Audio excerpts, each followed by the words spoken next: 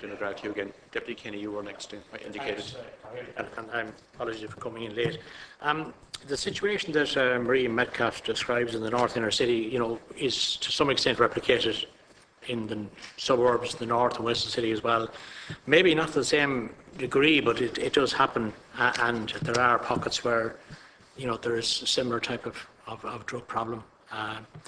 I was very interested in what Dr. Connolly had to say about the hidden harm of the, and comparing the drug problem to a market where the rules, the price goes up or down depending on how much money people have available, and I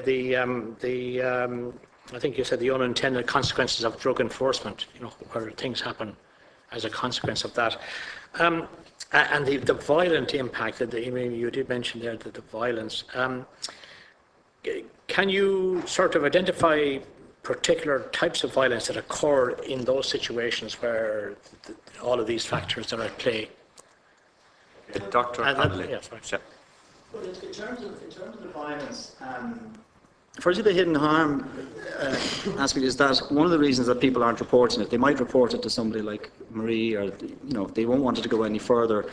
Often people will try and deal with it themselves. They will try and pay a debt. They will try and simply avoid people.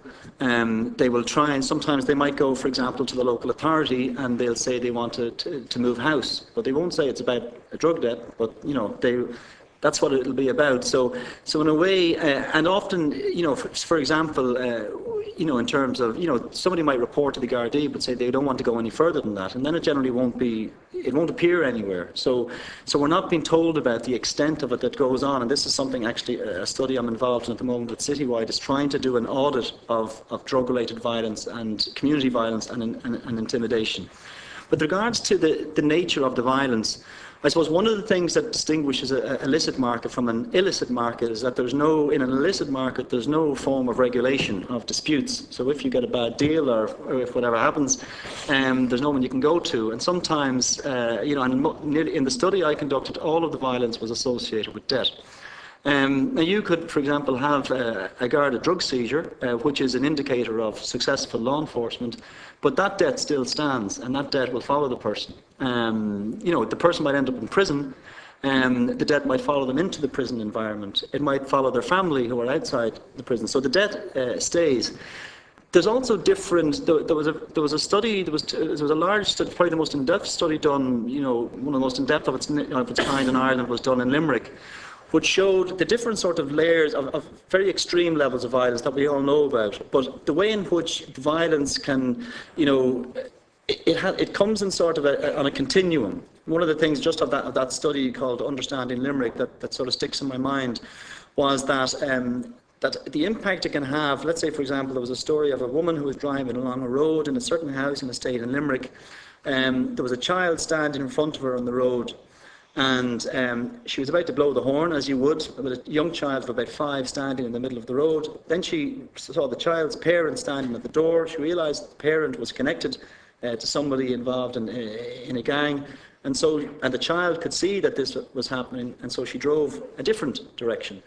And people's houses being attacked, for example, are petty sort of vandalism, but that is actually choreographed to a certain degree. So there's layers of violence, and the impact it has is in layers. There was another study done just recently in Blanchardstown called the iceberg of intimidation. It wasn't a professional researcher, but it was somebody trying to put a way of describing the way in which violence was impacting. And he described it as lower order violence involving young children, perhaps, middle order violence involving people involved in the drug trade, maybe people who were drug users, and then higher level or higher order violence, who would be serious players.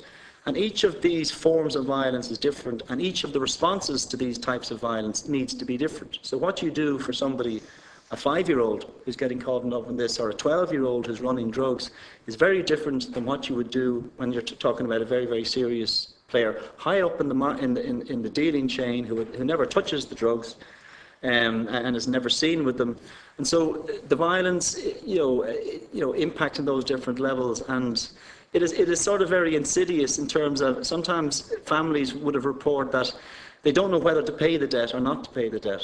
often they might be advised, and they might be advised by the guards, you're better off to pay the debt. And sometimes it'll depend on whether they trust the threat, or is what's behind the threat, serious. So how that impacts on somebody, who's trying to deal with it and trying to manage all of the other debts and all of the austerity and all the rest of it, and then has to come up with something like 400 a month, or if somebody's queuing, as happens and as for many reports, queuing outside the dole office and collecting money off people on a weekly basis.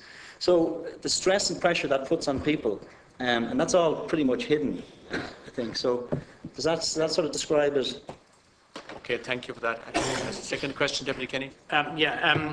Well, it kind of follows on from that. The Garda, Mr. Toomey, in relation to, I'm thinking of particular estates in the North Side, and I won't name them, but people do frequently look to transfer out, and they'll come to talk to us privately and say the reason is because there is a drug problem or whatever, and I want to transfer out. And in some cases, people actually up and leave. They will, and they'll go homeless. Sometimes they will become homeless as a result of fear and intimidation. And again, it comes back to the problem of they will not openly declare who the person who's harassing them or threatening them with violence or maybe who has assaulted them. And it keeps coming back to that. And I think everyone will say, well, I think it would be better if you could tell the guards who it is, because that's the only way you're going to get the thing dealt with. And the person who is causing this problem, who is perpetrating violence on you, that's the only way you're going to stop them. And how do you overcome that? I mean, the similar question to what Deputy McGrath asked. That how do you overcome that? I suppose we continue to work at it, and we continue to work as close as we possibly can with the community to give them the confidence that they need to work with us. It is a difficult area, it is a complex area, and once we get the information, we will investigate it, and we will work with all of the agencies that are involved in it, but we will do our own separate investigation. I think the work with all the agencies is very, very positive. It's very, very good. Obviously, it can improve, but from a policing perspective, we will look to protect the community that are involved, and we will look to investigate it. And I suppose we continue to, in our efforts to do that. Under the National Drug Strategy, we have a specific individual in place, and that is a specific attempt to provide confidence to the people that are involved that there is a single point of contact, and that it's not any different individual. It's a particular individual who has skills and expertise in this particular area. I would agree with Marie Metcalf that we need a Minister for Drugs. I think we've discussed this before, and I think we should communicate that view to government. I think it's very important that there will be a minister who would have a sole focus on this particular problem. The question of decriminalisation or legalisation was mentioned. I think Portugal was mentioned.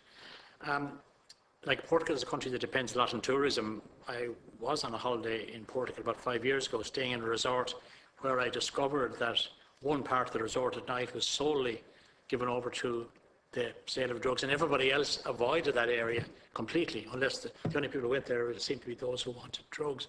I don't think it was a very desirable way to manage the drug problem there. And I would like to know how other countries deal with it. I mean, other countries have tried this as well. Take that question when I come back to you. Sure. Dr. Connolly, criminalisation, legalisation, Portugal. You're talking about the sale of drugs. The sale of drugs is still... possession of drugs is also still a criminal offence. The sale of... You're talking about the sale of drugs, that's still a criminal offence in Portugal. So what happens with somebody who is caught in possession that is deemed for personal use, then they are transferred from the criminal justice system into a dissuasion committee.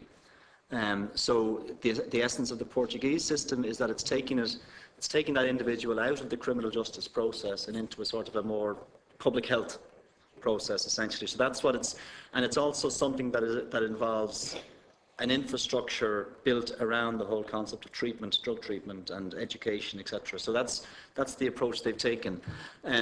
But the supply of drugs is still enforced equally strongly. So what you saw on your holidays was probably people who are selling drugs, and that's still equally legal. And you would see that in nearly every European city you go to. It's not illegal to buy drugs in those countries.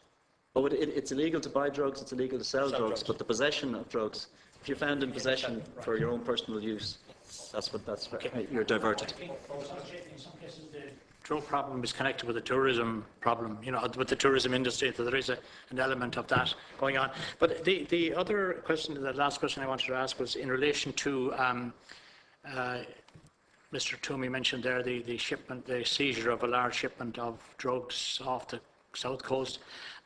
Is the country being used as a kind of a transshipment area, because we have a very open coastline, and we see these yachts and these boats can come in with large shipments of drugs, and not all the coastline is protected or guarded. So are we to any extent being used as a kind of a transshipment area to smuggle drugs in and then move them on? Mr. Dusky indicated. Well, obviously, being an island nation, we're exposed to the fact that there's all sorts of things moving in the seas around us. Ironically, the base within Europe where we, as combined nations of the European Union, tackle this is in Lisbon.